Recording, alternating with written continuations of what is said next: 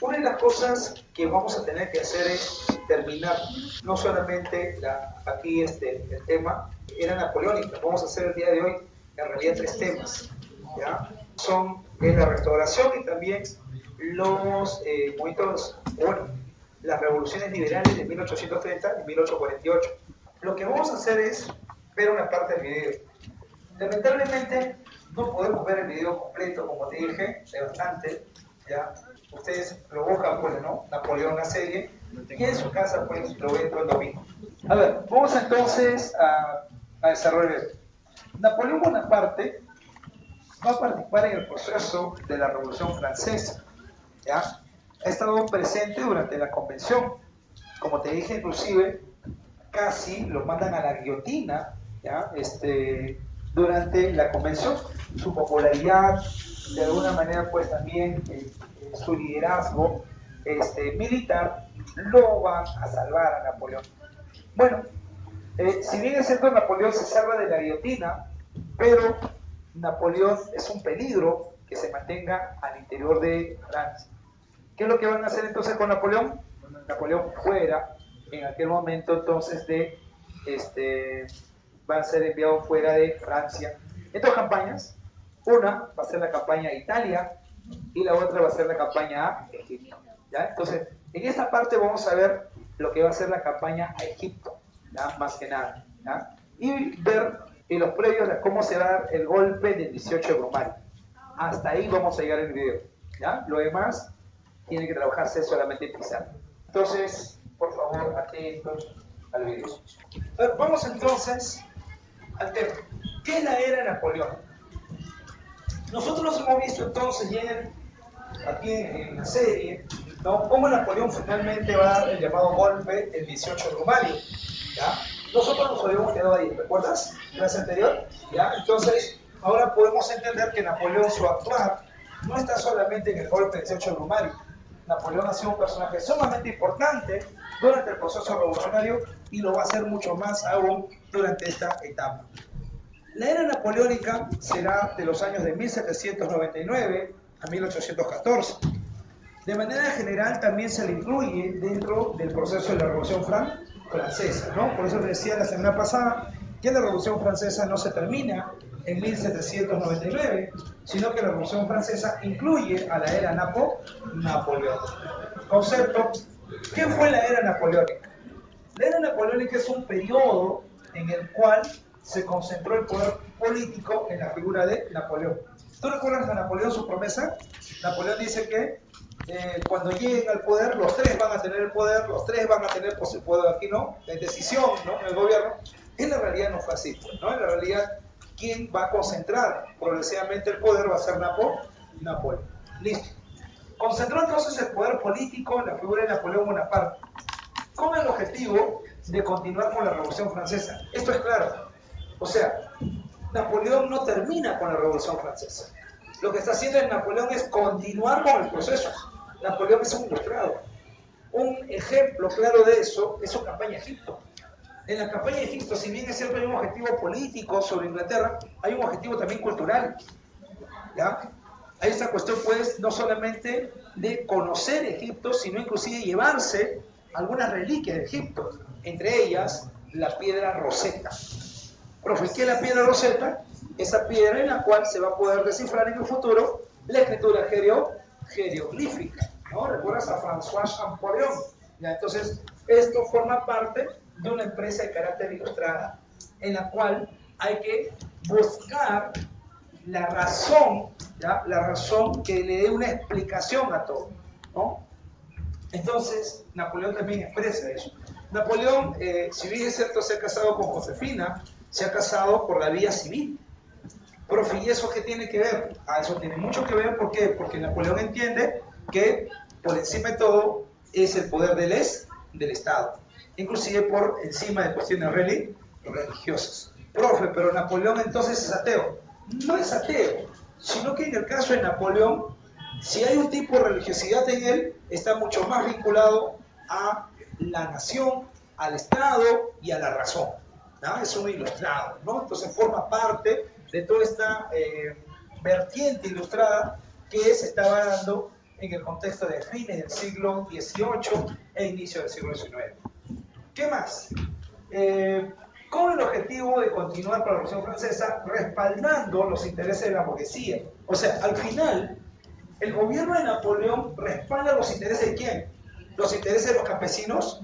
No. ¿Los intereses de los obreros? No. ¿Los intereses en ese momento de la monarquía? No. ¿Representa los intereses de la burguesía? Recuerda que la burguesía es la que estaba liderando el proceso revolucionario. Napoleón representa esos intereses. Napoleón representa en este contexto los intereses fundamentalmente de la alta burguesía. ¿Qué es la alta burguesía, profe? Los grandes comerciantes, los grandes banqueros al interior de Francia. Ah, profe, entonces, pero ¿por qué representan esos intereses? ¿Qué objetivo tiene la Revolución Francesa? Primer objetivo de la Revolución Francesa, la toma del poder político por parte de ¿quién? De la burguesía. Pero busca algo más. También busca el impulso del desarrollo industrial.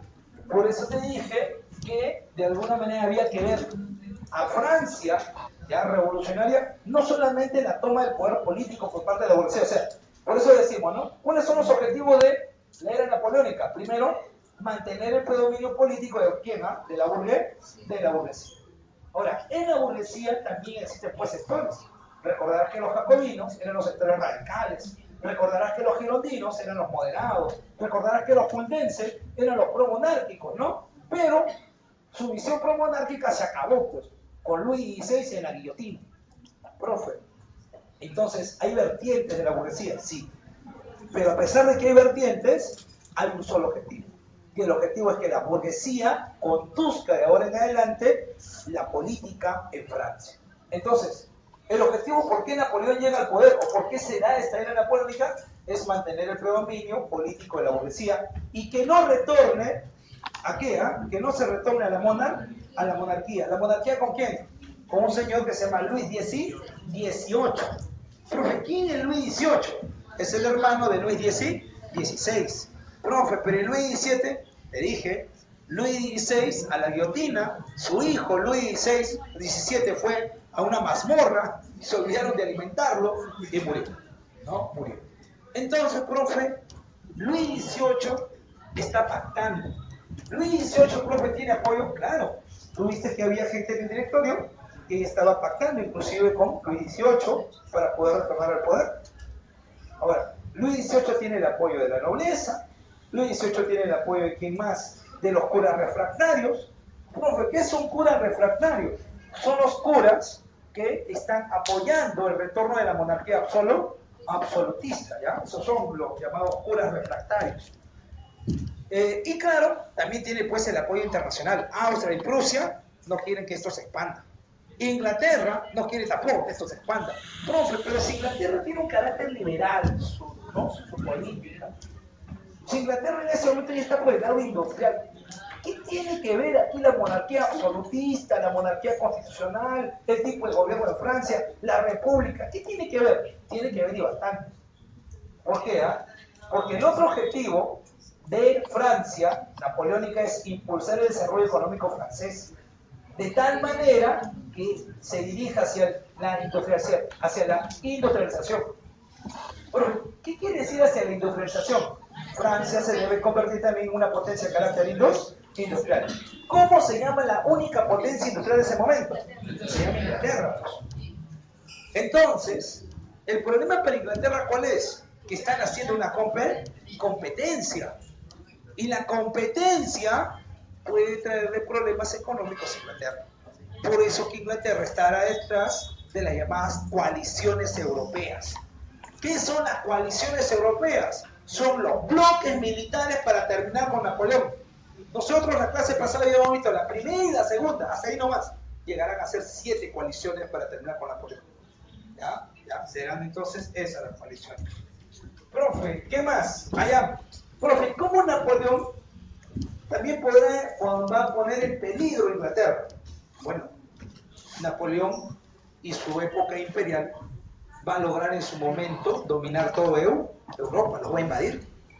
Profe, cuando invada en ese momento a los diferentes territorios en Europa, ¿qué va a hacer? esos territorios quedarán bajo el control de Francia. ¿Y en favor de qué? En favor de los comerciantes franceses. Entonces, si es en favor de los comerciantes franceses, aquí tiene que bloquear a Inglaterra. Ya, eso es peligroso. Ya, eso va a ser sumamente peligroso para Inglaterra. Eso va a configurar de alguna manera el siglo XIX. No solamente Europa, ¿ya?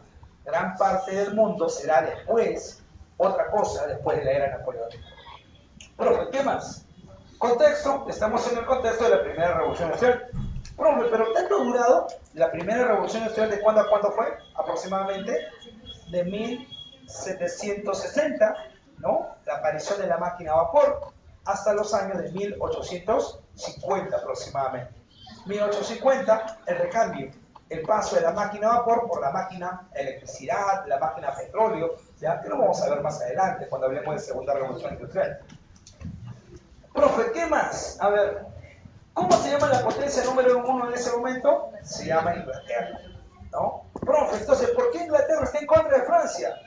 Ah, porque de repente Napoleón pues es el anticristo. Pues, profe, yo he visto History Channel. Sí, ¿no? Ahí me han contado que el primer anticristo fue Napoleón, que el segundo fue Hitler, profe, y que el tercero ya está en este mundo, ¿no? Nos va a destruir, ¿no? Debe venir de los países árabes, lo más seguro. ¿Quién lo dice? Ah, profe, lo dice la Biblia. La Biblia. La Biblia no dice nada de eso. Profe, lo dice Nostradamus, ya. Pero ya es mi interpretación sobre Nostradamus. Más allá de eso, ese es el problema. El problema es tratar de entender a personajes y etiquetarlos como anticristos o no sé qué cosa.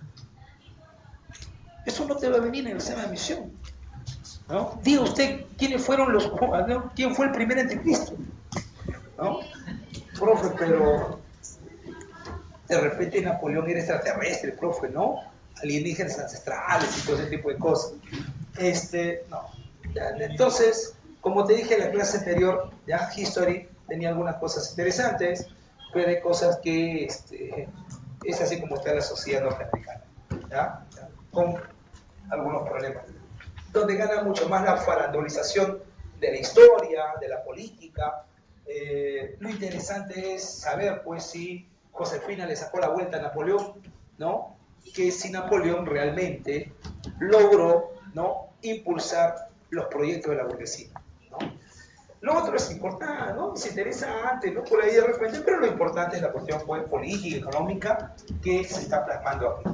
Entonces, tenemos a una potencia que es Inglaterra, que está en contra de ¿quién?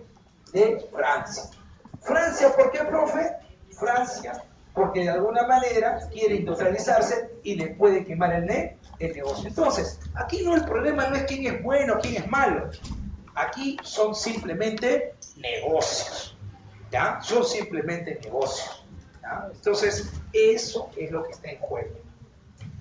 Bueno, vamos entonces a los antecedentes. ¿Dónde están los antecedentes? Vamos al directorio. Como vistes, por lo menos en la serie, ¿ya? Vistes ahí que se le llama directorio, ¿por qué? Porque hay 5 directores, ¿ya? 5 directores, ¿no? Profe, ¿hay un parlamento? Claro, vistes, ¿no? Había un parlamento, ¿no? Había un conjunto de representantes, ¿ya? Uno de ellos quiso apuñalar a Napoleón y todo ese tipo de cosas. Directorio. El directorio estaba dominado por los girondinos. Fueron los girondinos los que aplicaron el llamado terror blanco, ¿no? ¿Recuerdas? ¿Ya? ¿Qué era el terror blanco? La eliminación de todos los radicales, entre ellos jacobinos, por ahí los sans-culottes, el mismo Robespierre terminó en la guillotina, ¿no? Aquí está la campaña Italia. La campaña Italia, ¿ya? En esa campaña Italia, Napoleón llega a invadir Austria. Porque ahí sí ya me descuadró un poco. Porque cuando ya me habla de Austria, de Prusia, como que no lo noto muy bien. Se me marcó un mapa. En este momento tenemos entonces a lo que sería Francia. Aquí es entonces el territorio de Francia. ¿Ya? Pero, ¿qué más? Ah, también nos falta ahí Bélgica, Holanda, los Países Bajos, En Bélgica va a haber un territorio que se va a llamar así, Waterloo, que es donde va a ser derrotado Napoleón. Ajá. Profe, por aquí estará aquí España. España. Hacia este lado de la península ibérica estará Portugal. Pregunta, para llegar de Francia hacia Portugal, ¿cuál es la única vía? España, una o dos, la vía marítima, ¿no? Entonces, la única vía terrestre es España. Si no, tiene que ser vía marítima. Pregunta, ¿cómo se llama la primera potencia a nivel marítimo en ese contexto? Inglaterra. Inglaterra es el enemigo en ese momento de Francia. Ajá. Profe, pero es que los ingleses y los franceses siempre se han odiado. ¿Y cómo lo vas a ver en la Primera Guerra Mundial? Francia e Inglaterra del mismo lado, en la Triple Entente. Profe, entonces, no es que tiene que ver simplemente ahí intereses por conveniencia. Eso sí, ¿ya? Profe, Italia no existía como país, eran un conjunto de pequeños reinos, y eso, podemos decir que algunas eran colonias. Por aquí había una isla, ¿ya?, que se va a llamar así, Córcega. Profe, ¿qué tiene que ver Córcega? Napoleón va a ser conocido como el Gran Corso. ¿Por qué crees que a Napoleón le llaman el Gran Corso? Porque nació en Córcega, ¿ya? Nació en Córcega, o sea, una colonia francesa. Profe, ¿qué más? Tenemos aquí entonces España, Portugal, Inglaterra. Profe, hacia esta otra zona está un reino que se llama así, el reino de Prusia, ¿ya? Ojo, no lo confundas con Rusia, ¿ya? Esto es Prusia. En el futuro, a partir de aquí, van a hacer algo que se llama Alemania, ¿ya? Alemania. Ah, bien, hacia este otro lado tenemos algo que se llama así, Sacro Imperio Romano Germánico, ¿ya? Ese imperio será un imperio de 1000 años, ¿ya? Pero entre comillas imperio, porque en algún momento solamente fue un estado poliárquico, ¿ya? ¿Qué más, profe? Por aquí tenemos otros pequeños reinos, como por ejemplo Suiza. Ajá. ¿Recuerdas a Calvino o no? ¿Ah? Su reforma la hace de Suiza. Y por aquí tienes a un gran rey. Ese reino se llama Austria. Ajá. ¿Ya? El reino austriaco, ¿no? El imperio austríaco en ese momento, ¿no? Profe, ¿qué más? Y bueno, hacia la zona oriental, por este lado de aquí, tienes al gran imperio ruso. Ajá, ya, eso será ruso.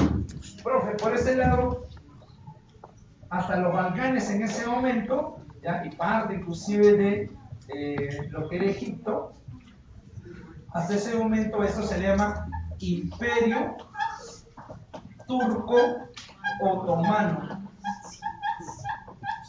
Ajá, ya, Imperio Turco Otomano, ¿no? Entonces, mira, el territorio, ya, que en ese momento es Europa. Todo este mapa va a ser modificado. ¿Y quién lo va a modificar? Napoleón, ¿ya? Francia napoleónica va a modificar todo esto, ¿ya? Entonces, por aquí dice, ¿no? Campaña Italia, ya, en la campaña Italia, entonces, Austria, que va a perder con Francia, va a tener que ser territorios. ¿En dónde, profe? Italia, pues. Aquí tenemos, por ejemplo, el llamado Tratado Campo-Formio, ¿ya? Con ese Tratado Campo-Formio, entonces, Italia se el territorio. Me está volviendo a ver. Acá hay un puntito que se llama Roma. Profe, pero el Imperio Romano ya cayó. Estos simplemente son los estados pontificios. Esos son los territorios. ¿Qué más? Tenemos aquí la llamada campaña Egipto. ¿Cuál es el objetivo de la campaña Egipto? Bloquear la ruta inglesa. ¿A dónde? A la India. ¿Por qué la India, profe? India es una de las colonias más importantes de los ingleses. Los ingleses, para poder llegar a India, tienen dos rutas. La ruta marítima, bordeando todo el África, y la ruta de pasar por Egipto, ir hacia el Mar Rojo y de frente pues a la India. Pregunta, consulta. Si tú tuvieras que venir aquí a la academia del cono, ¿no? Por el cono norte, e imagínate de repente que te ponen 5 peajes entre Javish aquí a Alfonso Bar. ¿Ya? Pregunta, ¿cuál podría ser otra ruta para poder llegar aquí? Ah, profe, entonces de repente iría por Morales Duárez, ¿no? De repente, ¿no? Por el Villa Unión y daría la vuelta, ¿no? Por ahí. Profe, es otra ruta, exacto. Entonces, para ellos, ¿cuál es la ruta más corta? La ruta más corta es por Egipto e ir a la India, a darle toda la vuelta al agua, ¿no? Entonces, es por eso que Napoleón hizo expedición quiere cortarle el pase a Inglaterra. Pero Napoleón tiene un gran problema ahí. ¿Y cuál es el problema, profe? Que el mar está siendo dominado por ¿quiénes? Por los ingleses. Entonces, al dominar ellos el mar, ¿no? Toman el Mediterráneo, entonces no puede haber apoyo a ¿quién? A Napoleón. Entonces, por eso que Napoleón, sus grandes victorias las va a tener fundamentalmente en el continente europeo, porque fuera tenía problemas de apoyo, por la cuestión de que no tiene dominio marítimo, ¿no? El almirante Nelson va a ser la gran figura de parte de los ingleses. Es ahí entonces donde ya, ahora ¿no? Vamos a de alguna manera encajar con lo que ya hemos visto, que se da el golpe de Chucho Brumario. Creo que está de más explicando porque tú lo has visto ya en la serie, ¿no? ¿Qué es lo que se hace? Con ese golpe de Chucho Brumario, Napoleón accederá al poder y se va a negociar el cierre del directorio. Con el cierre del directorio, ¿se habrá terminado la república? Vamos. ¿Se habrá terminado la república? No, la república continúa. Solamente que hemos pasado a una nueva etapa de la república y es el consulado. ¿Ya? Ojo, tengan en cuenta esto. Con el golpe de Chucho Brumario no se ha terminado con la república, no se ha terminado con la Revolución Francesa, simplemente hemos pasado al consulado. Tú debes recordar esta figura del cónsul, Roma. En Roma había un cónsul, no, había dos cónsules, ¿recuerdas? ¿Ya? Habían dos cónsules. ¿Ya? Estos cónsules principalmente eran militares, ¿no? Ellos representaban de alguna manera pues a Roma y llevaban a cabo la expansión de parte de Roma.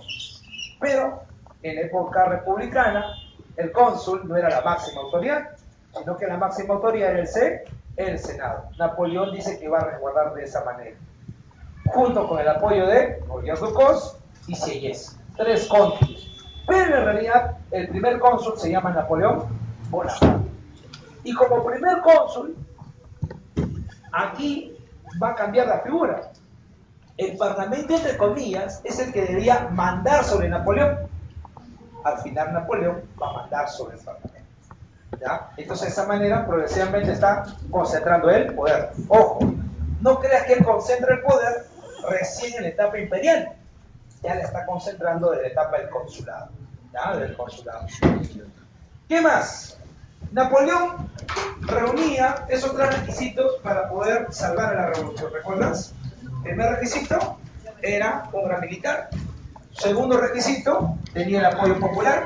Y tercer requisito, defendía los intereses de la burguesía. Entonces, Napoleón, su figura, ¿ya? Tiene un gran arraigo popular.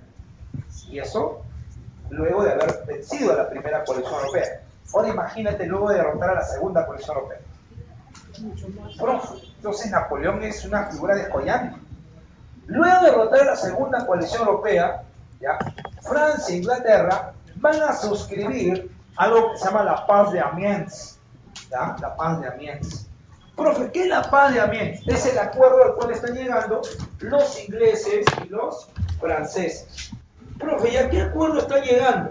Inglaterra, ¿ya? Se compromete a partir de la Paz de Amiens a nunca más tratar de intrigar sobre Francia, a nunca más tratar de formar un ejército contra Francia. Pregunta, ¿tú le crees? No, pues, ¿no? Profe, ¿qué más? Y Napoleón se compromete a nunca más tratar de llevar a cabo guerras de expansión. O sea, nunca más invadir un territorio europeo. Pregunta, ¿tú le crees? Tampoco. Profe, o sea, se están mintiendo aquí, ¿no? Esto parece el matrimonio. Y esto, no. O sea, ¿qué está ocurriendo aquí? ¿Ya? Lo que está ocurriendo es que Francia se tiene que recuperar después de lo que ha sido este proceso de lucha a nivel interno y externo. Inglaterra también está en ese proceso de recuperación. Entonces eso quiere decir que Francia tiene que aprovechar este momento, este paréntesis en los conflictos a nivel externo para poder consolidarse. Y Napoleón fundamentalmente va a hacer reformas para poder consolidar y centralizar todo el poder político. Profe, ¿qué se hace, por ejemplo? ¿Ya? Lo primero que va a hacer Napoleón es tomar el control del Parlamento. Profe, ¿cómo va a controlar el Parlamento? Estableciendo reformas, ¿ya? Reformas a nivel del Parlamento. Por ejemplo, la mitad, ¿ya? Por lo menos el 50% de los parlamentarios van a ser elegidos por el primer cónsul. Con eso tiene la mitad del Parlamento. La otra mitad será elegida, ¿ya? Será elegida. Pero en aquel momento habría que entender quiénes son los que votan. Profe, ¿votan todos? No, no votan todos. Entonces, si no votan todos, profe, ¿quiénes votan? Ah, lo que pasa es que existe un voto censitario. ¿Recuerdas el voto censitario? ¿Recuerdas? Habían ciudadanos de dos tipos, ¿sí o no? Los ciudadanos activos y los ciudadanos pasivos. ¿Quiénes son los ciudadanos activos? Ciudadano activo, aquel que tenía posibilidades económicas y que por ende tenía la posibilidad de votar. Ciudadano pasivo, aquel que era todo igual, entre comillas, pero no tenía la posibilidad de votar. Motivo, no tenía las posibilidades económicas. Pregunta, ¿qué sector social tiene las posibilidades económicas para votar? La burguesía. Pregunta, ¿Napoleón está siendo respaldado por quién? Por la alta burguesía. O sea, él elige la mitad y sus aliados eligen la otra mitad. Con eso lo controla. Ha concentrado el control del Parlamento. Si tú controlas mira, Napoleón controla el Parlamento. Controla en ese momento, entonces, esta facultad de poder legislar. ¿Qué quiere decir legislar? Establecer leyes. Y eso va a ser importante para llevar a cabo otra reforma, la reforma administrativa provincial. Reforma administrativa provincial. Entonces, de ahora en adelante, en provincias, las autoridades tendrán que ser respaldadas por el primer cónsul. O sea, para que sean autoridades tienen que buscar el respaldo del primer cónsul y del Parlamento que controla Napoleón. En pocas palabras, Napoleón ahora también toma el control de ¿qué? De las provincias. Y encima tiene el poder, el control del ejército. Entonces, yo a esto, ¿ya? Yo a veces digamos, esto es como una suerte de gran tablero de ajedrez. ¿Alguna vez has jugado ajedrez? ¿Ya? Si has jugado ajedrez, has visto que no ganas si terminas con todos sus alfiles, si terminas con todos sus caballos, si terminas con todos sus peones. Ganas cuando terminas con el rey, cuando haces el jaque mate. Inclusive, en un juego, puede dejar una ficha, un rincón, y no utilizarla por un buen tiempo, ¿no? Por tantos movimientos. Pero está esperando. ¿Qué cosa? Cerrar el juego. Napoleón está haciendo eso. O sea, como dice, ¿no? No da en ese momento, pues, pulsada, sin hilo. Ese es Napoleón, ¿ya? Entonces, es un estratega militar y es un estratega político sumamente importante, ¿ya? Esto lo está demostrando con el control que tiene ahora del Parlamento y también el control de las provincias. Profe, ¿qué más? Napoleón es un deísta. ¿Qué quiere decir deísta? ¿Ya? Cree que Dios y la razón pueden ir de la mano. ¿Ya? La frase de Napoleón es esta: el pueblo puede vivir sin Dios, pero no sin religión. ¿Por qué? ¿Sí? Tú no necesitas demostrarle quién es Dios. Tú no necesitas demostrarle, ya, de alguna manera, que Dios existe o no existe. La gente siempre se va a acordar de Dios porque sigue una religión. Entonces, con algo que tú no puedes ir combatiendo en este momento, es la religión. La gente tiene sus creencias. En su momento de mayor crisis, ¿qué es lo que hacen? Buscan a Dios. se muere un familiar muy cercano, Dios, la gente se pone a orar. ¿Ya? Inclusive aquellos que no creen, no se van a poner pues aquí, no, yo estoy en contra. Se callan y simplemente tienen que asentir que los demás lo están haciendo porque es su creencia. Y es la creencia de la mayoría, pues. Entonces, en aquel momento, Napoleón dice, se puede vivir sin Dios, pero no sin religión. Entonces, ¿cuál era la religión predominante en Francia hasta antes de la Revolución? Era la religión católica. En aquel momento, Napoleón, ¿qué está haciendo? Napoleón tiene que continuar con el proceso revolucionario, pero tiene que buscar también algún tipo de alianza ahora con la iglesia, suavizar un poco las cosas. Recuerda que el Papa había dicho que los revolucionarios franceses eran herejes, que Satanás se había instalado en Francia. Entonces, frente a ello, Napoleón tiene que hacer su jugada. Profe, ¿cómo se llama la jugada de Napoleón? La jugada de Napoleón se llama Concordato de 1801, que es una suerte de alianza entre el Estado y la Iglesia católica.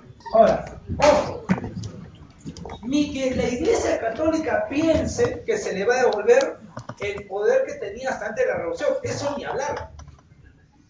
El Estado francés tiene que ratificar los logros de la Revolución.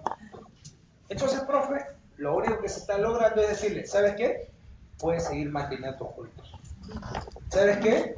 Si algunas propiedades tienes, se te va a ir respetando.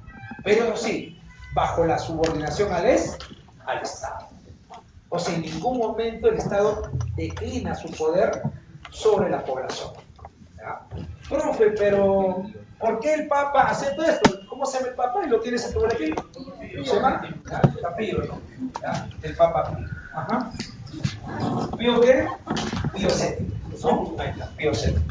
Profe, pero mala jugada de Napoleón, ¿cómo va a establecer su alianza? Tú necesitas que de alguna manera la gente que vaya a misa también respalde a Napoleón. También respalde al gobierno. Es una jugada estratégica. Y segundo, esa era la jugada magistral. ¿Quién es el único que es capaz de coronar un emperador? El Papa. Y si es la única figura que puede coronar un emperador, Napoleón será emperador.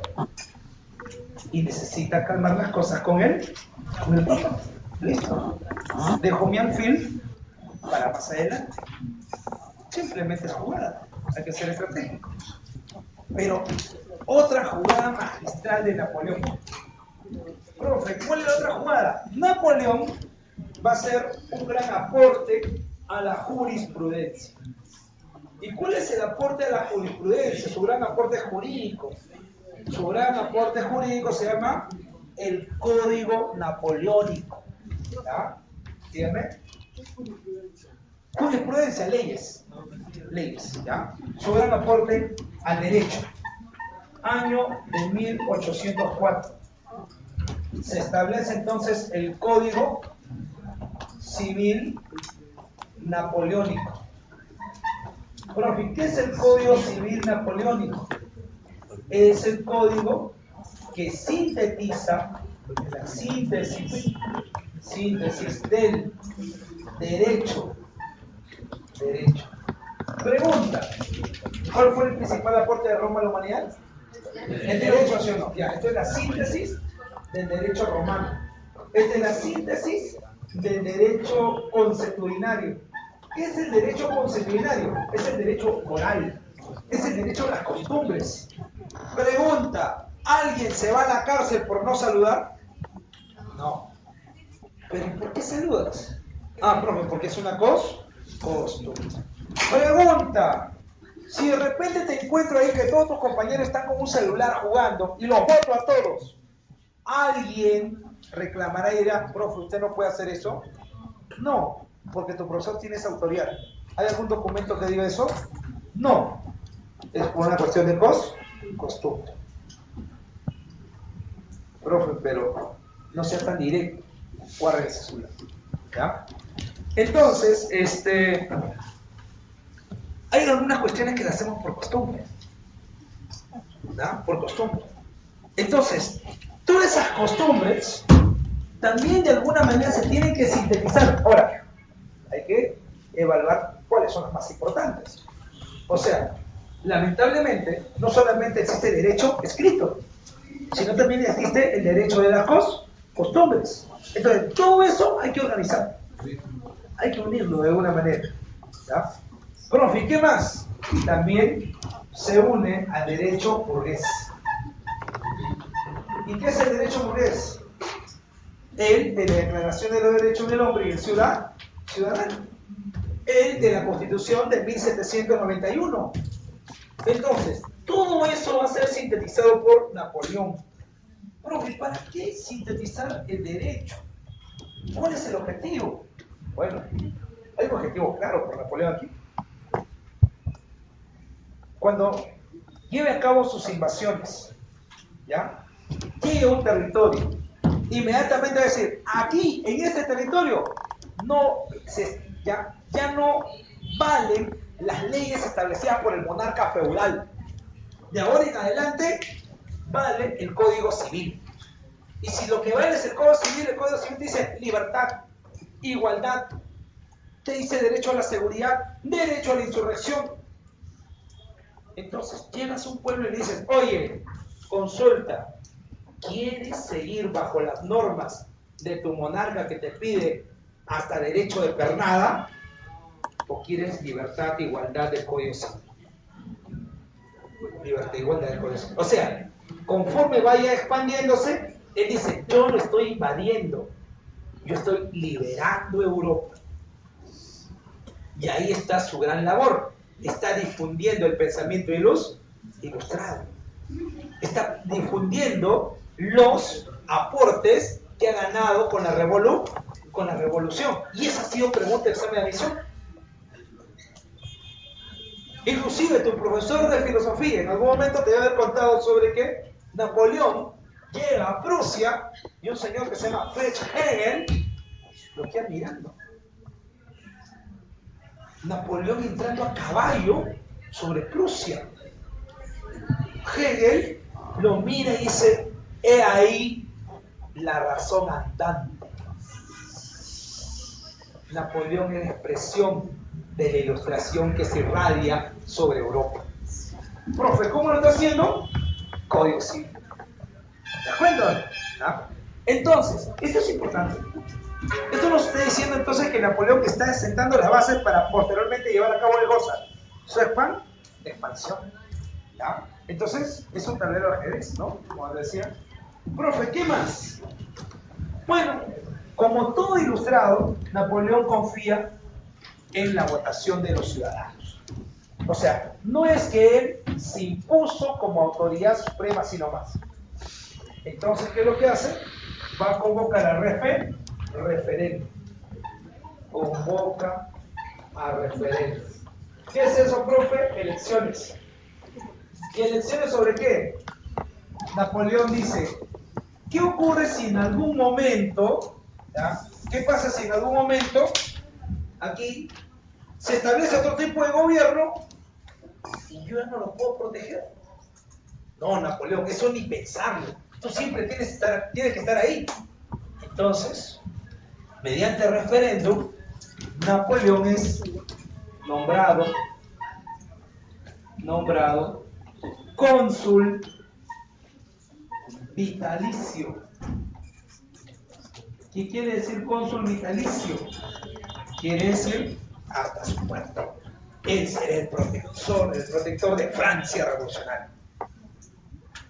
Ahora, pregunta, ¿tiene el control militar? Sí. ¿Tiene el control legislativo? Sí. ¿Con el Código Civil ahora tiene el control jurídico también o no? También.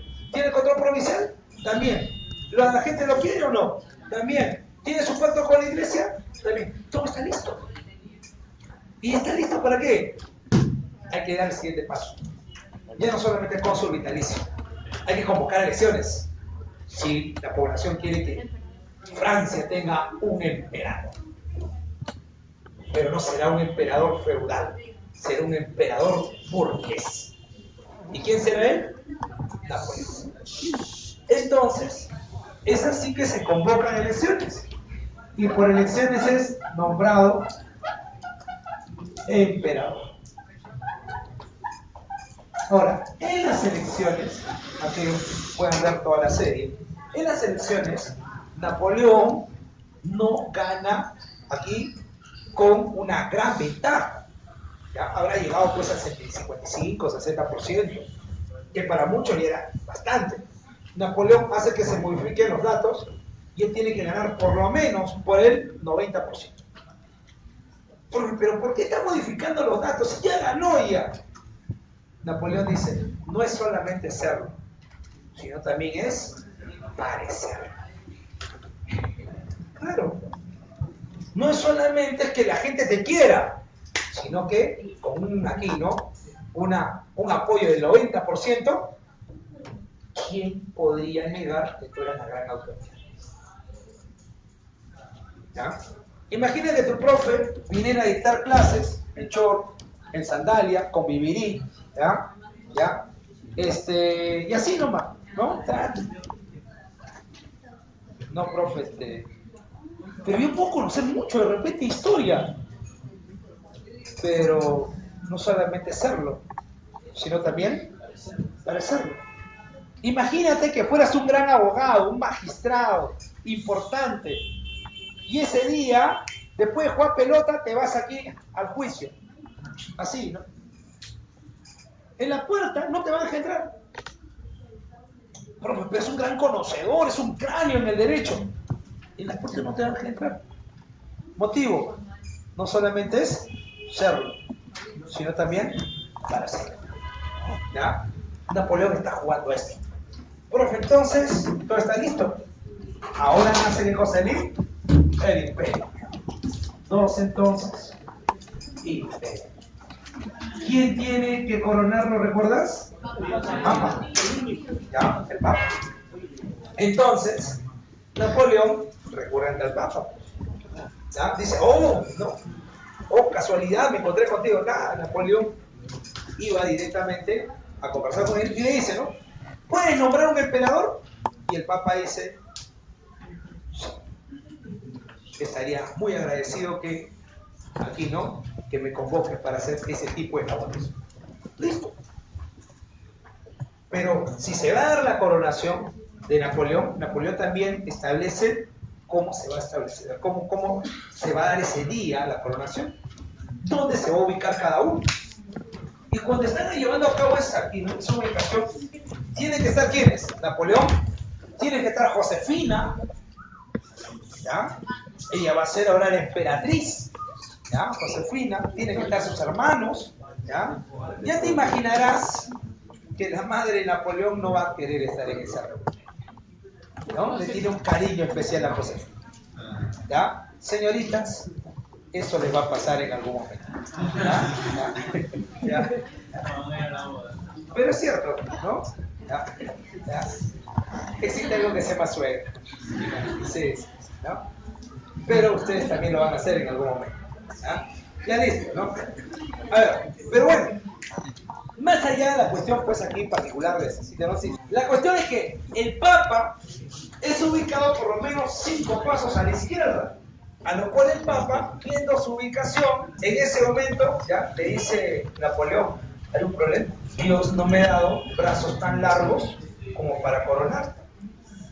Claro, 5 pasos a la izquierda no va a llegar, pues. Y Napoleón le dice, no, pero no es necesario que tú me corones. Yo me voy a autocoronar. Entonces, ¿para qué he venido? Para bendecir mi coronación.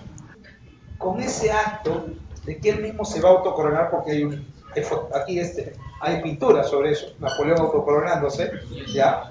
En la cual Napoleón está diciendo que la razón está por encima de la religión.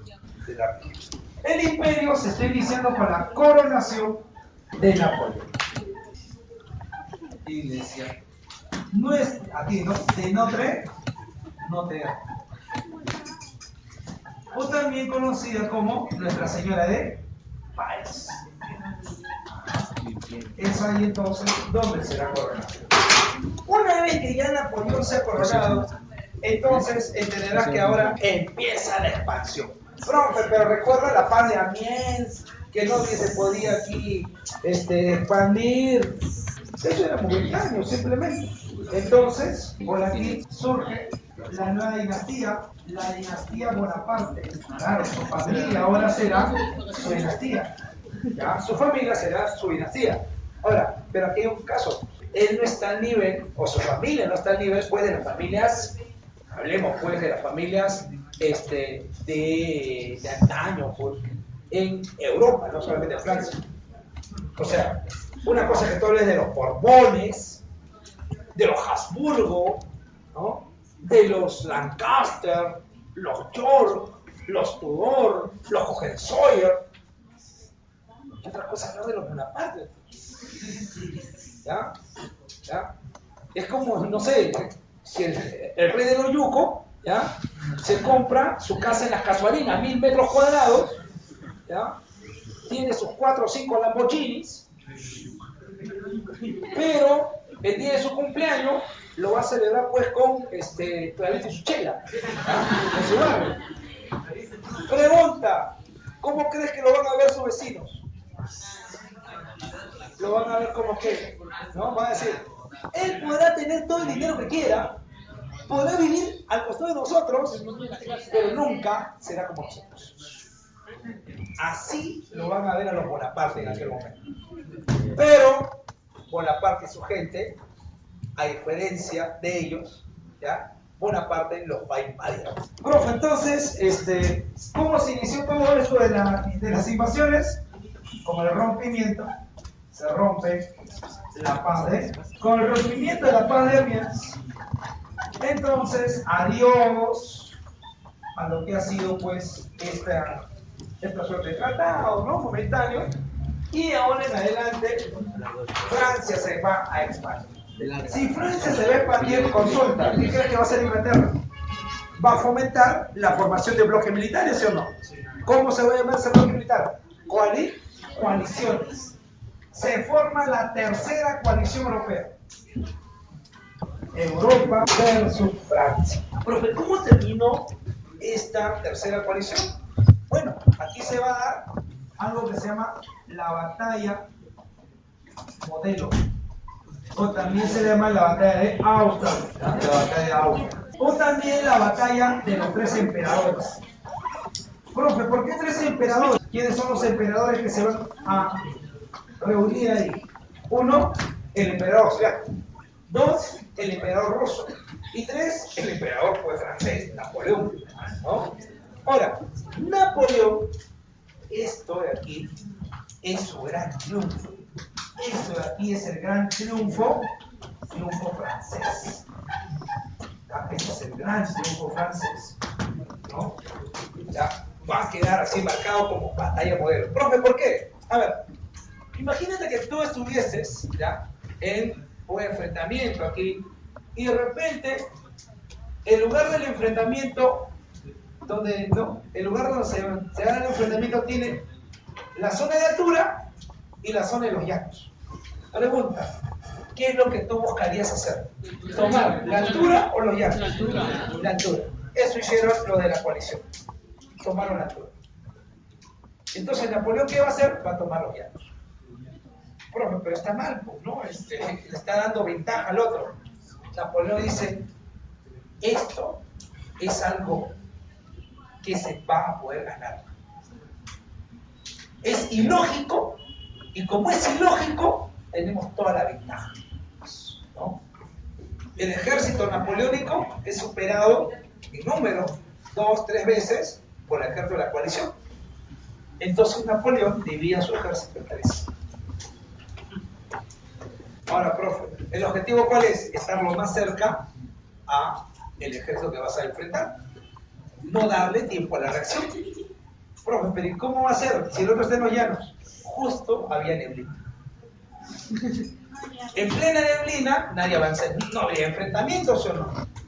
Napoleón se da el lujo de avanzar en plena neblina. Cuando se disipa la neblina, Napoleón está al frente. Y Napoleón ordena qué cosa? Atacar inmediatamente. ya está a tu frente. ¿Qué hace? Ordena atacar solamente un porcentaje del regimiento. Los otros dos se quedan a los costados.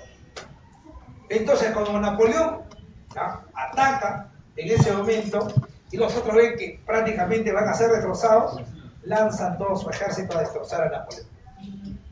Momentáneamente, todos estos señores van por este lado y los van a agarrar y ver. Y así se habrá acabado con la tercera coalición. Profe, ¿quién perdió? Austria. Austria ya había cedido territorios, sigue cediendo territorios.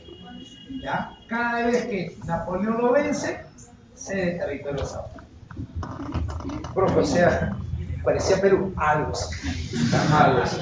¿Ya? Entonces, así va a ir perdiendo. Profe, ¿qué más entonces? Pero, si bien es cierto, este ha sido su gran triunfo, también podemos hablar aquí de su gran derrota. Su gran derrota será el combate de Trafalgar. Combate. Estamos hablando de enfrentamiento en donde? En mar, ¿no? En este enfrentamiento en mar tenemos aquí Inglaterra, la primera potencia, y tenemos al otro lado a Francia y su aliado. ¿Quién es el aliado de Francia? España. España es su aliado. Profe, ¿por qué España es su aliado? Años antes, España había perdido territorio frente a Inglaterra en algo que se llamó la Guerra de Sucesión Española, en la cual hasta un territorio que se llama Gibraltar, y eso lo vamos a ver la próxima semana cuando hablemos de las reformas borbónicas, hasta ese pequeño territorio había pasado al otro lado. Profe, entonces, ¿qué ocurrió? Francia y España forman un solo bloque. El objetivo es terminar con Inglaterra. ¿Quién está liderando a Inglaterra? El almirante Nelson. ¿Cómo terminó esto? Ganó Inglaterra. Para Napoleón, esto es como quedarse lisiado. Profe, ¿cómo que quedarse lisiado? Tiene el control en campo, pero en mar, no. Entonces, a partir de aquí en adelante, Napoleón va a tener que cambiar de cosa de estrategia. Va a tener que buscar una nueva estrategia. Profe, ¿qué más? Bueno, Napoleón ha ido logrando su expansión, continúa con su expansión y contra Francia napoleónica se realiza la cuarta coalición. En esta cuarta coalición europea, uno de los enfrentamientos más importantes será con los rusos, con los austriacos por parte de los franceses, y finalmente será el triunfo francés. Nuevamente Francia se impone, pero además se va a establecer algo que se llama la paz de Tilsit.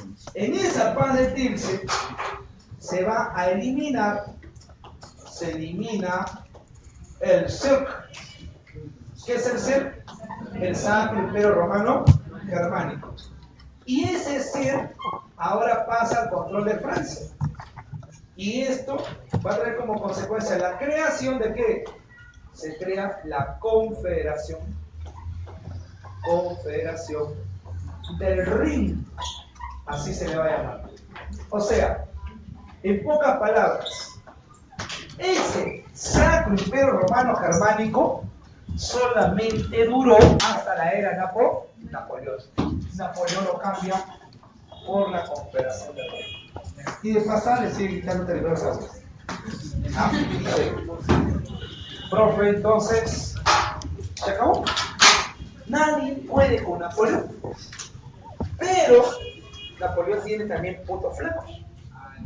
Por ejemplo, ¿qué puntos flacos tiene? Napoleón no tiene hijos. No tiene en ese momento, entonces, sobre quién heredar.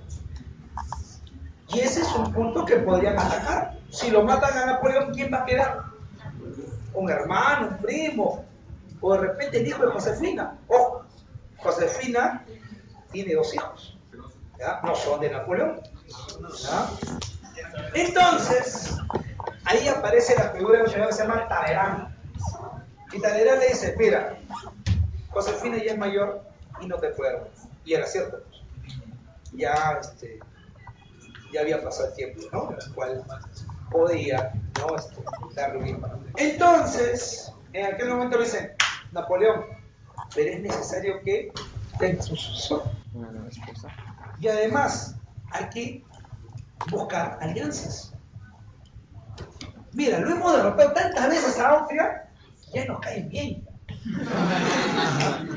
¿Qué te parece si buscamos una alianza con él? Profe, ¿qué alianza? Con la hija del emperador austriaco, María Luisa de Austria. Profe, pero para eso se va a tener que divorciar de Josefina. Lo va a tener que hacer. ¿Ya? Profe, pero ojo, ¿ya?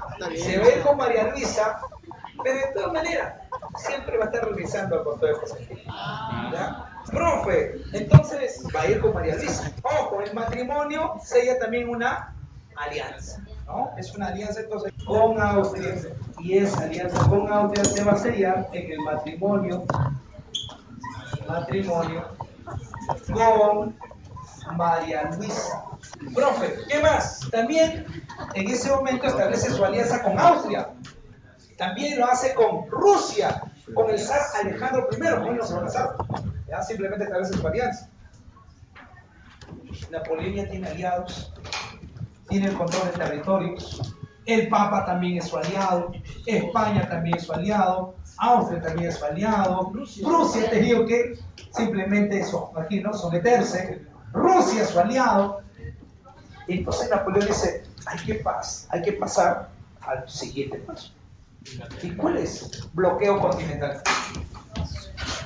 No puedo bloquear a Inglaterra, pero sí puedo bloquear toda Europa.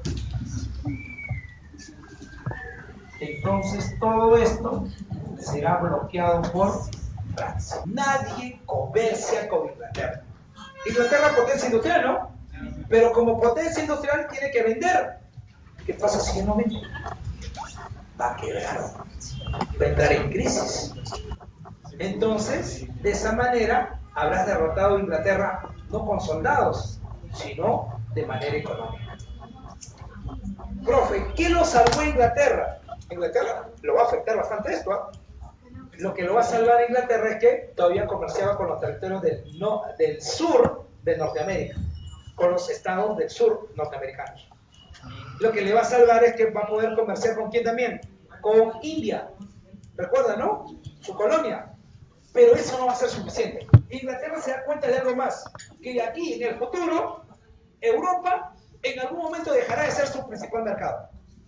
¿Qué tiene que hacer? Tiene que buscar nuevos mercados. ¿Dónde entonces? Estamos 1814. Estamos muy cerca a 1821.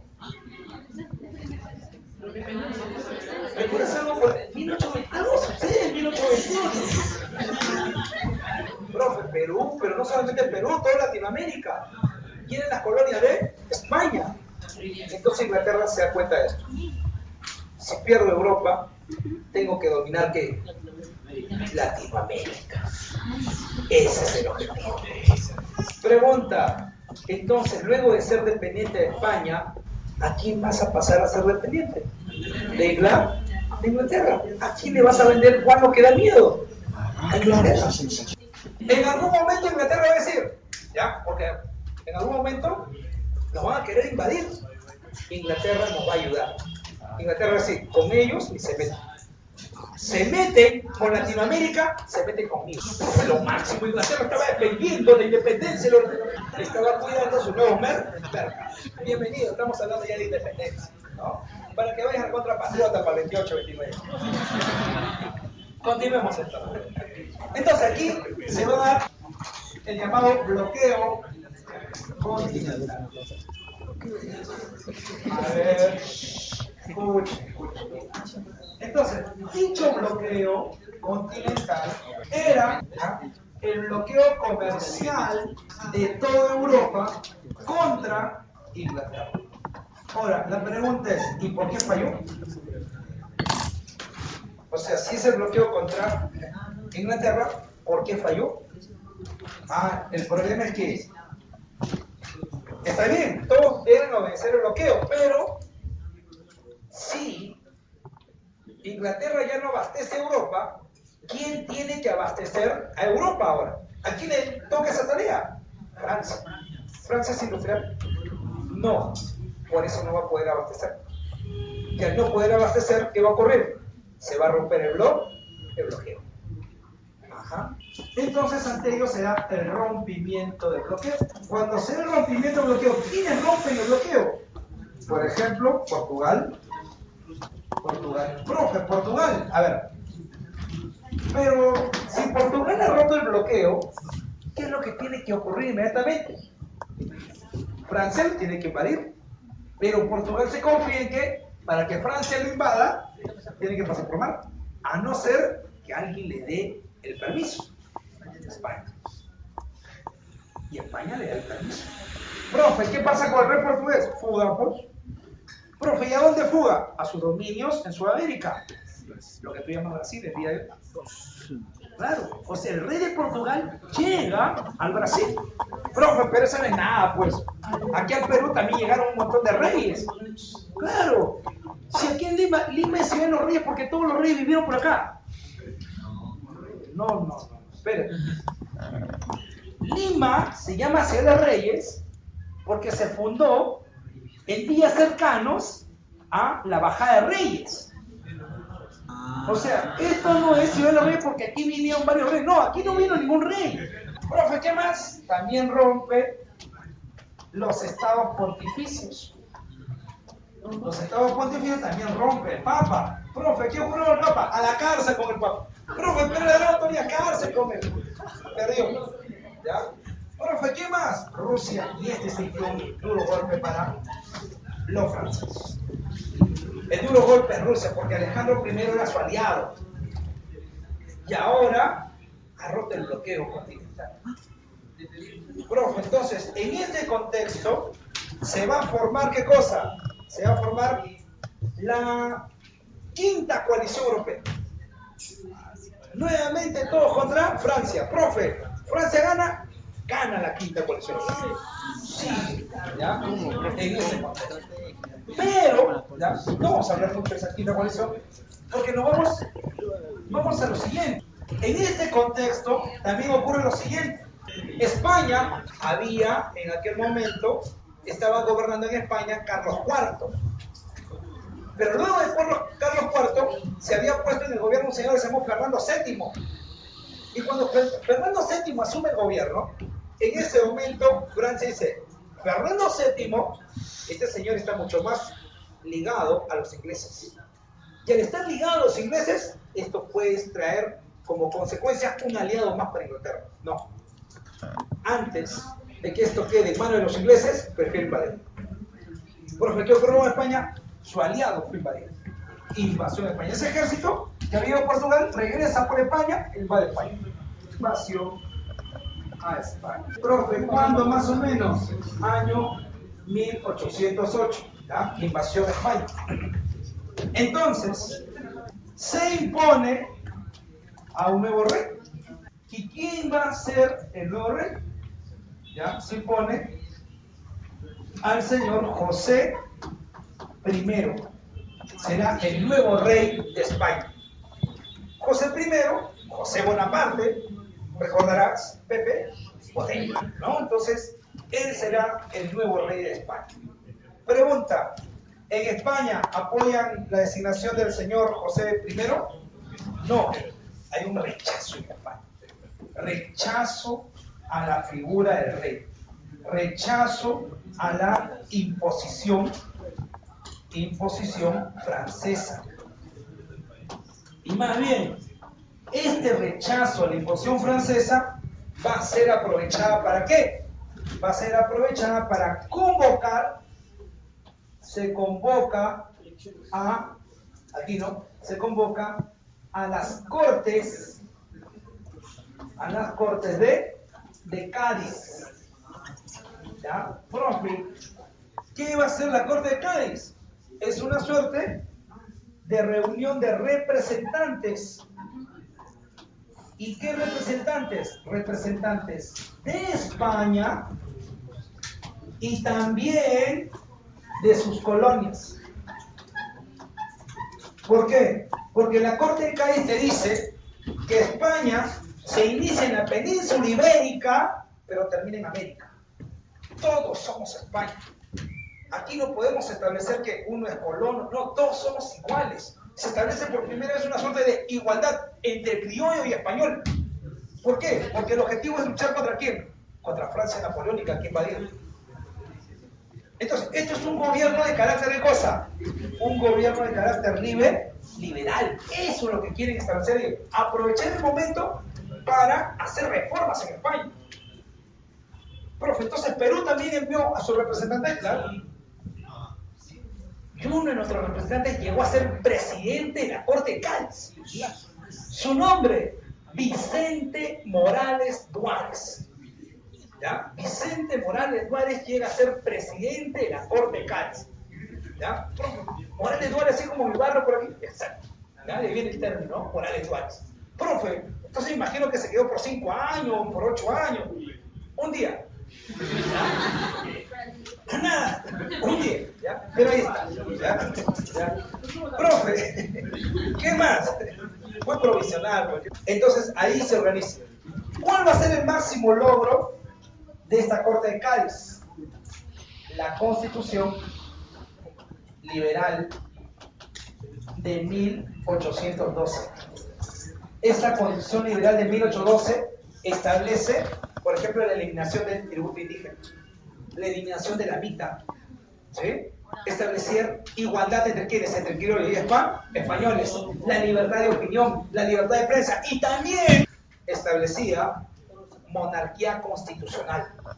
¿Qué quiere decir monarquía constitucional? El rey reina pero no gobierna. ¿Quién firma esto? Fernando VII. Profe, ¿por qué lo firma Fernando VII si va a perder poder? Fernando VII, tienes una de dos. O apoyas a la Corte de Cádiz o te dejamos con Napoleón. Tú dirás. Ah, no, yo firmo. Pero Fernando VII estará esperando que se termine todo esto. En algún momento va a caer y va a tener que aprovechar el momento. Profe, ¿qué más? Napoleón llevó a cabo su campaña durante la quinta coalición, la campaña Rusia. Profe, ¿cómo le fue su campaña a Rusia? Ahí los rusos, liderados por el zar Alejandro I, van a aplicar la táctica de la tierra quemada o la tierra calcinada. Profe, ¿qué es eso de tierra quemada o tierra calcinada? Quemar todo aquello que podrían utilizar los franceses. No solamente alimento, no solamente aquí el destrozar todo, inclusive las casas, las chozas, todo. ¿Por qué estamos con las puertas cerradas, ventanas cerradas, hasta le pones ahí tu cortina? Profe, hace frío, profe. Sí. Pero esto para los rusos debe ser pues verano. Imagínate el invierno ruso. Ahora encima de ellos no tener dónde pernoctar, o sea, dónde dormir. Ahora imagínate el invierno ruso a las 2, 3 de la madrugada. Fueron alrededor de 60.000 hombres. Solamente 5.000 alrededor regresaron. El gran ejército que le había dado los grandes triunfos a Napoleón ha sido eliminado. Entonces, ¿qué tiene que hacer? Tiene que reconstruir su ejército. Y encima de eso, se organiza la sexta coalición europea. Ya, en esa sexta coalición europea, Napoleón es derrotado. ¿Dónde, profe? En la batalla de Leipzig. O también se le llama la batalla de las naciones. Napoleón es derrotado e inmediatamente se da su abdicación. ¿Qué quiere decir abdicación? Quiere decir que Napoleón ha tenido que renunciar. ¿Ya?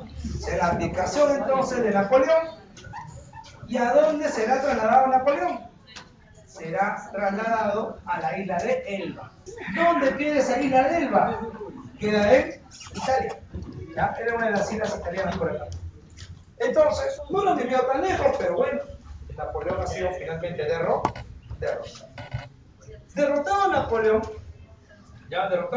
entonces, en Europa se ve iniciar algo que se llama la restauración. ¿Ya? Se da el inicio entonces a la restauración. ¿Y qué es lo que se quiere restaurar? Pregunta, ¿qué ha pasado con ese mapa europeo? Como habíamos iniciado, ¿ha cambiado o no ha cambiado? Hay que cambiar, entonces ese mapa tiene que ser restaurado. Pregunta, ¿qué ha pasado con muchas de las monarquías de tipo absolutista? ¿Han caído o no? Sí, porque se han establecido ¿qué cosa? Un gobierno más bien de carácter liberal, basado en el código napoleónico, basado en la expansión del imperio. Entonces, esta restauración, ¿qué significado tiene? ¿Hacia dónde apunta la restauración? Es un movimiento de carácter absolutista que tiene por objetivo restaurar el antiguo régimen. Profe, ¿y a qué le llamamos antiguo régimen? El régimen feudal, el régimen absolutista. ¿Ya? Entonces, eso es lo que se va a restaurar. Ahora, para llevar a cabo su restauración, se crea en ese momento algo que se llama el Congreso de Viena. ¿Ya? Viena, ¿dónde queda? Seguimos Viena, ¿dónde queda eso? Austria. ¿No? Estamos hablando del territorio austríaco. O sea, ¿quién está liderando en ese momento el Congreso de Viena? Lo está liderando Austria. Claro, lo está liderando Austria. ¿De cuándo a cuándo va a ser ese Congreso de Viena? De 1814 a 1815. ¿Ya? Ese es el Congreso de Viena. ¿Cuál es el objetivo del Congreso de Viena? Y esto ha sido pregunta, examen, misión. Objetivo del Congreso de Viena. Su objetivo, restaurar las monarquías absolutistas. ¿Ya? Absolutistas. ¿Dónde, profe? En Europa. Hay que restaurar las monarquías absolutistas europeas. Profe, ¿qué más? El mapa europeo ha cambiado desde 1789. Entonces hay que restaurar el mapa europeo. ¿Ya? Hay que restaurar el mapa europeo hasta antes de 1789. ¿Por qué antes de 1789? Porque en 1789 se inició la Revolución Francesa. Profe, ¿qué más? También tiene otro objetivo más: eliminar los gobiernos de carácter liberal. Si decimos gobierno de carácter liberal, pregunta, en ese momento, en Francia, en España, ¿hay un gobierno de carácter liberal o no? Sí. O sea, las Cortes de Cádiz, la Constitución Liberal de 1812, esto establece un gobierno de carácter liberal. Entonces, ¿qué va a pasar con esas Cortes de Cádiz? Adiós a la Corte de Cádiz. ¿A quién se va a restaurar en el poder? Al señor Fernando VII. Y como Fernando VII se restaura en el poder, su contraparte en el Perú se va a llamar Fernando de Abascal. Y Abascal va a arremeter contra todos los grupos de carácter liberal en el Perú. Y también en Latinoamérica. Va a llegar un punto en el cual Lima le declara la guerra a toda Sudamérica. Y le ganamos. El único que no podemos vencer va a ser Buenos Aires. ¿Ya? Profe, pero sí, pero no era Lima revolucionaria, era Lima realista. ¿Ya? Lima que estaba apagando los focos revolucionarios. ¿Ya? Pero bueno, eso es, ¿no? Profe, ¿qué más entonces? ¿Quién lidera este proceso? Este proceso lo lidera Austria a través de un canciller que se llama así, el canciller Metternich. ¿Ya? A ver, escuchen. El canciller Metternich, Austria, ¿no? Profe, con esto entonces el Congreso de Viena, en Francia, ¿quién se ha restaurado en el poder? ¿Quién está en la máxima autoridad? Se ha restaurado entonces el poder del rey. Se restaura la autoridad del rey. ¿Quién es el rey? Luis XVIII. Ahora, profe, ¿por qué no le pone que se ha restaurado totalmente la monarquía absolutista? Es que no ocurrió así. Cuando Napoleón se ha rendido, abdicado, entonces, algunos de sus ministros, como por ejemplo Talleyrand, han hecho esto. Han llegado a pacto con el monarca. Y el monarca, ¿qué tiene que hacer? Tiene que respetar por lo menos algunas libertades, no todo, pero algunas libertades se deben respetar. Eso quiere decir que no se ha regresado a la monarquía totalmente absolutista en Francia. Por lo menos algunos acuerdos en favor de quién? En favor de la burguesía. Profe, pero Luis XVIII no querrá todo el poder. Claro, Luis XVIII, más adelante, una vez que ya ha protagonizado todo esto de la restauración, va a querer aglutinar todo el poder. Y la burguesía de ninguna manera va a aceptar esto. Cuando Luis XVIII quiere retomar el absolutismo totalmente, en ese momento la burguesía dice: oye, ¿qué te pasó? O sea, te estás metiendo con nosotros. ¿Tú no sabes que todavía no has terminado con alguien que puede retornar? ¿Quién crees que pueda retornar? Napoleón regresa. ¿Sí? Retorno de Napoleón. Parece que viene más recargado que antes. Se da el retorno de Napoleón Bonaparte. Y este retorno de Napoleón va a establecer el denominado gobierno de los 100 días. Ese es el gobierno de los 100 días de Napoleón. Profe, frente a ese retorno de Napoleón, frente a ello entonces, el Congreso de Viena va a organizar la séptima coalición. Abusivos, ¿no? Séptima coalición europea. Profe, ¿cómo va a terminar esto? Derrota final de Napoleón. ¿Dónde será esa derrota final de Napoleón? La batalla de Waterloo. ¿Dónde dice que queda Waterloo? Bélgica. Ya, Bélgica, territorio bélico. Profe, entonces, ¿dónde es enviado Napoleón? Enviado a Santa Elena. Enviado a Santa Elena. ¿Y dónde queda Santa Elena? Santa Elena es una isla ¿en dónde? Está ubicado en las costas del África. Entonces, el objetivo es que no regrese. Y mientras esté en Santa Elena, de pasada, en sus infusiones, le van a ir agregando algo de arsénico. El objetivo era matarlo poco. Finalmente, en 1821, Napoleón muere. Muere en 1821, justo en tu contexto en el cual tú estás proclamando tu independencia, ¿no? ¿Ya? Profe, ¿qué más? Bueno, se forma en ese momento, punto número 2, la Santa Alianza. Profe, ¿qué es la Santa Alianza? La Santa Alianza es un bloque militar, ¿ya? Algo así como la OTAN del día de hoy, de las monarquías absolutistas. ¿Ya? Es un bloque militar de las monarquías absolutistas. Profe, ¿y cuál es su labor? Su labor es hacer cumplir lo que estableció el Congreso de Viena. ¿Cómo que hacer cumplir lo establecido por el Congreso de Viena? ¿Qué estableció el Congreso de Viena? Restaurar las monarquías absolutistas, restaurar el mapa europeo y eliminar a los gobiernos de carácter liberal. Todo eso quiere cumplir la Santa Alianza. ¿Por qué el nombre de Santa Alianza? Porque la gran mayoría de los reinos que van a formar este grupo son cristianos. Profe, ¿por qué no le puso católicos? Porque los rusos no son católicos, son cristianos ortodoxos. ¿Ya? ¿Recuerdan la iglesia ortodoxa griega? ¿Sí? De ese lado son los rusos. ¿Quién no va a entrar a este grupo de la Santa Alianza, por ejemplo? También fue enemigo de Napoleón, pero no entra a este grupo. Los turcos.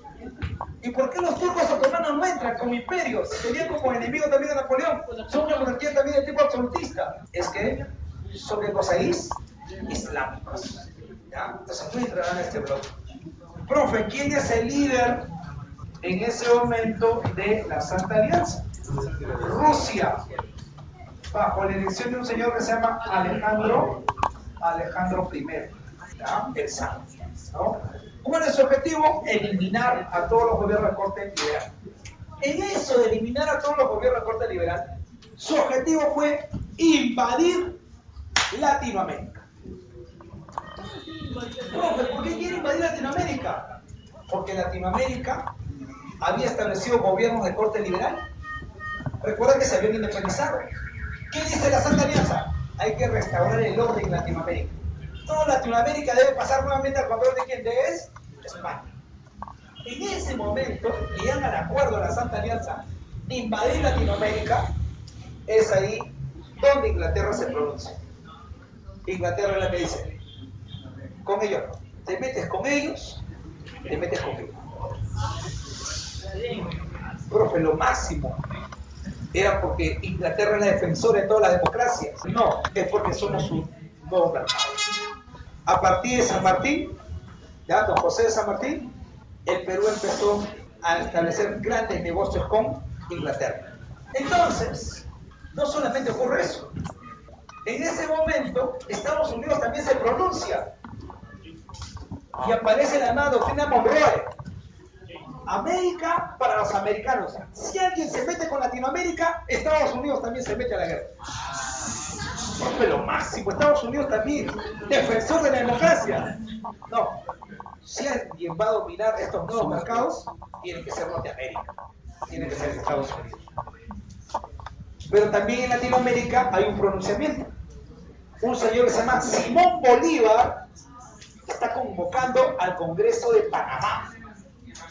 ¿Por qué? Porque dice que antes que depender de otros, tenemos que formar un solo bloque y el bloque de la Confederación Latinoamericana.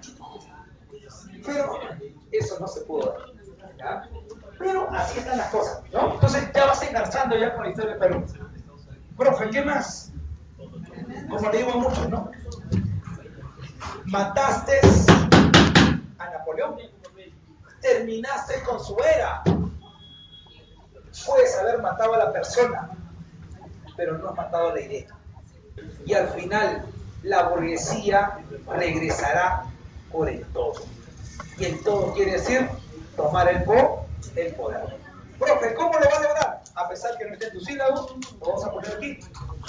Las revoluciones liberales del frente que puede ser. ¿Alguna vez has visto un cuadro, ¿ya? Un cuadro en el cual hay una mujer que está, ¿ya?, con la bandera de Francia, ¿ya?, un seno al aire, ¿ya?, no es pornográfico, ¿ya?, y hay muchas personas que están detrás de ella con pistolas, inclusive uno con una escopeta. Ese cuadro es el cuadro clásico de la Revolución Francesa. Ya, ese cuadro no fue para la Revolución de 1789. Ese cuadro fue para la Revolución de 1830. El autor de ese cuadro se llama Croix. Profe, pero ¿qué? Por lo menos ese cuadro es de la época revolucionaria.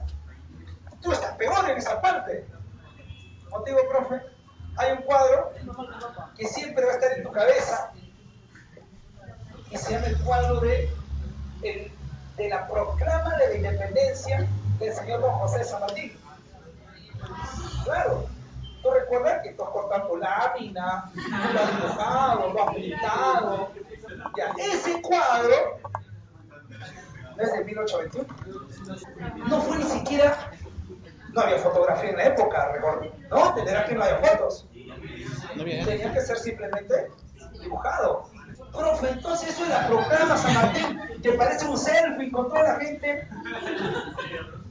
Ese es el cuadro de 1921, creado para el centenario de la independencia, gobierno de Augusto B. Leguía, durante la denominada Patria Nueva.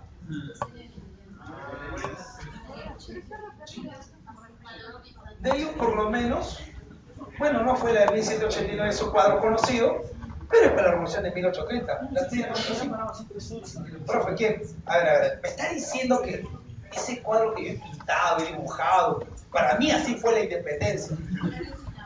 No es de la época y no.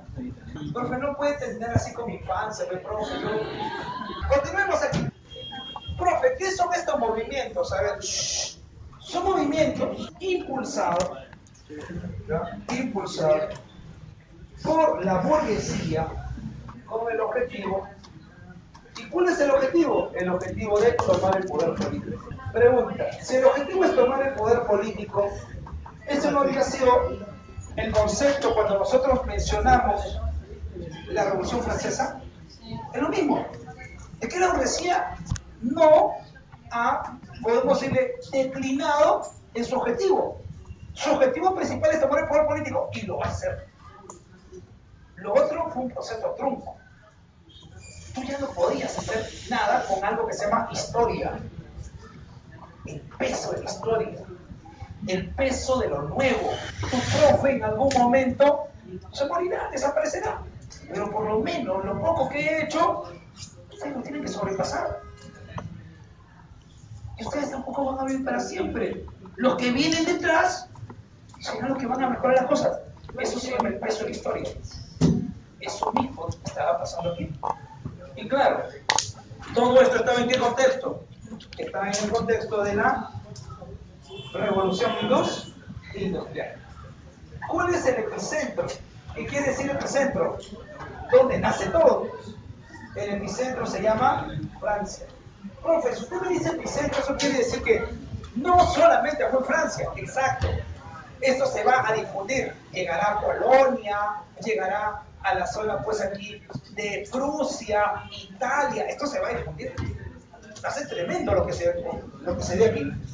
Ahora, número uno entonces, a ver, tenemos la revolución liberal de 1830. Esta revolución liberal de 1830 fue impulsada por la gran burguesía francesa.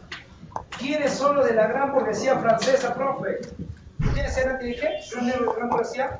Los grandes comerciantes, los grandes banqueros. Ellos están detrás de esto. Profe, ¿cómo así se dio? A ver, ponemos aquí antecedentes. En un punto solamente. Antecedentes. Pregunta, ¿quién era hasta antes de esto?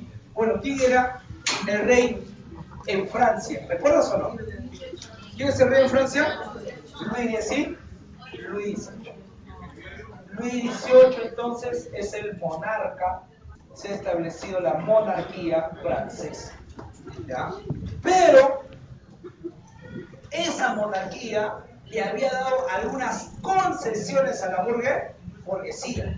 Le había concedido algunas libertades. Pero esas libertades se tenían que mantener. Bueno, señores, eso no se mantuvo. Proceso. Luego de Luis XVIII va a llegar al poder un señor que se llama así, Carlos X. Y Carlos X va a intentar, será el intento absolutista. ¿Qué quiere decir? Carlos X trató de concentrar todo el poder. Profe, ¿a través de qué? A través de unas ordenanzas que se llaman las ordenanzas de Saint-Cloud. ¿Ya? Así se llama. ¿Ya? Entonces, llevó a cabo reformas con el objetivo de tener todo el poder absoluto. Profe, ¿qué ocurrió? La gente en ese momento, no aprobó lo que había hecho en ese momento el señor Carlos X. ¿Qué hizo la gente, profe? Se le fue encima al gobierno de todo. La burguesía está detrás de todo esto y la burguesía va a conseguir la revolución. Profe, ¿qué pasó con Carlos X? Fuera. De ahora en adelante, en Francia existe algo nuevo. Se instala la monarquía constitucional.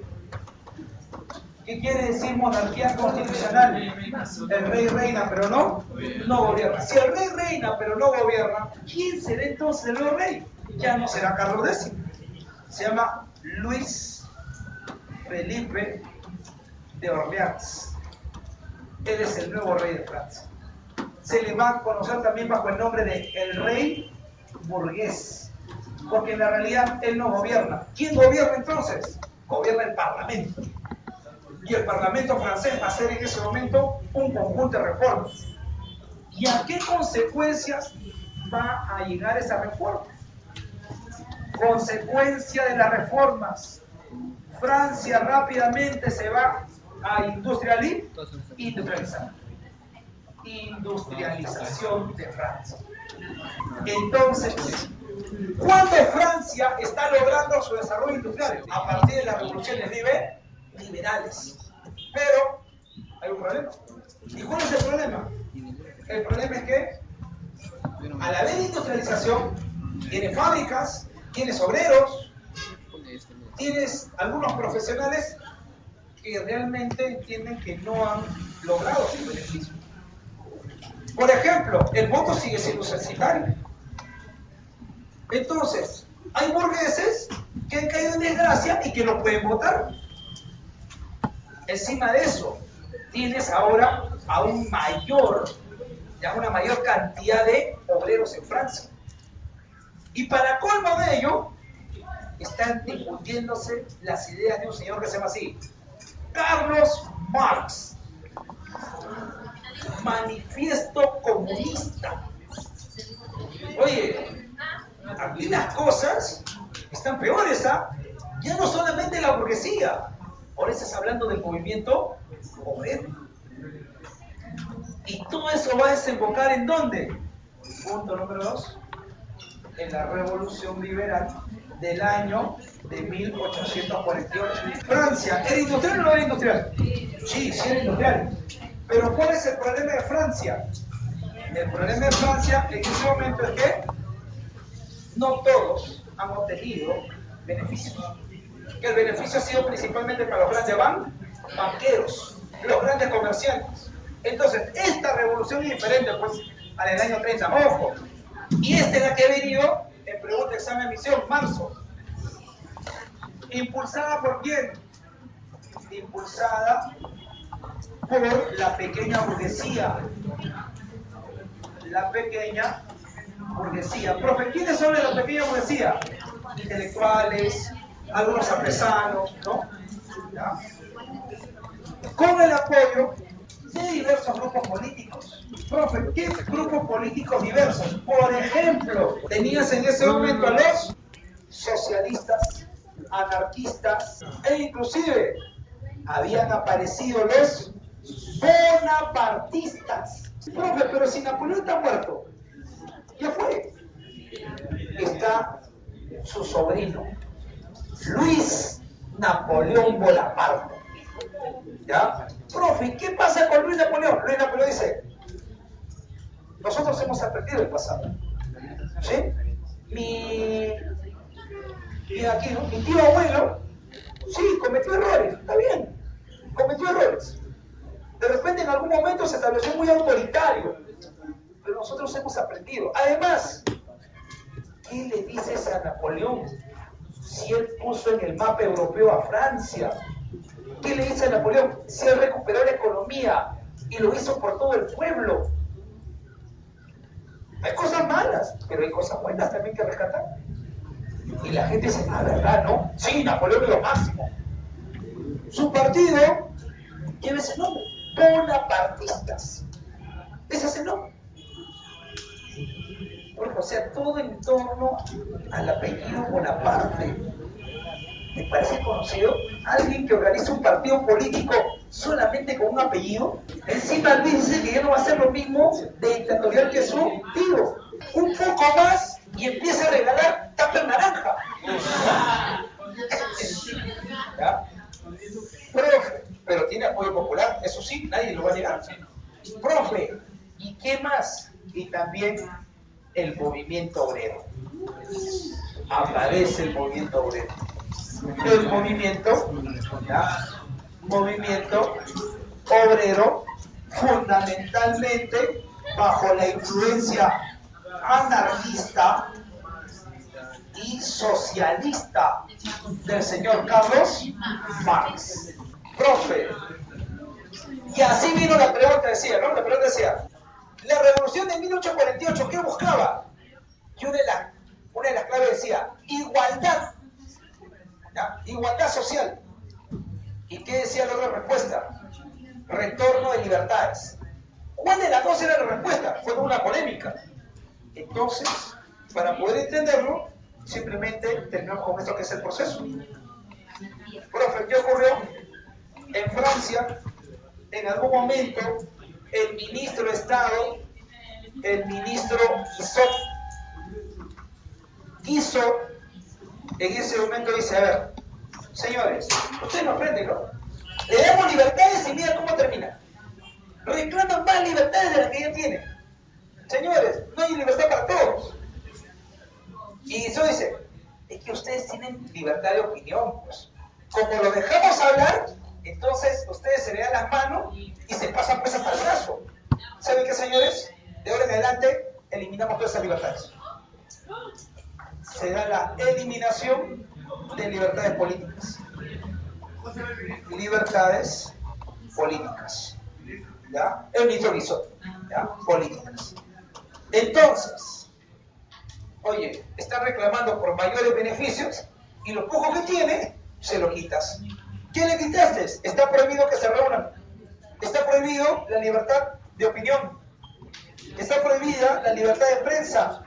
Ya no puede publicar cualquier cosa. Profe, se acabó. Entonces, frente a eso, se inició la revolución. Esto también termina. Revolución del año de 1848. Diferencia. Esta será apoyada por la pequeña burguesía. Esto es un grupo diverso, ¿te das cuenta? Diferente a lo que fue la primera. Y esta revolución logra algo. Adiós a la monarquía constitucional. Se instala la Segunda República. Y una vez que se instala la Segunda República, se convocarán a elecciones. Pero esas elecciones mediante un voto, ya no censitario, sino voto universal. Pregunta, ¿qué se ha logrado? Se ha logrado se restauran las libertades políticas. Pregunta, esa era la respuesta que a la pregunta examen de admisión. Se restauran las libertades políticas. Profe, ¿por qué no puede ser que se estableció igualdad? Porque lo único que pedía igualdad total eran los movimientos del movimiento obrero. Eran ellos. Ellos pedían no solamente el voto universal, pedían una menor jornada de horas laborales, pedían educación para todos. Eso no se va a conseguir. ¿Por qué? Porque dice, mejor que lo elija la población y que lo elija mediante sus representantes. Si está en la República. Se dan las elecciones y los grupos de izquierda tienen una gran mayoría para poder lograr la presidencia. Pero aparece un populista. Aparece alguien que promete no hacer lo mismo que su tío abuelo. Su nombre, Luis Napoleón Bonaparte. Y con el apoyo de la gran burguesía, tenemos nuevo presidente.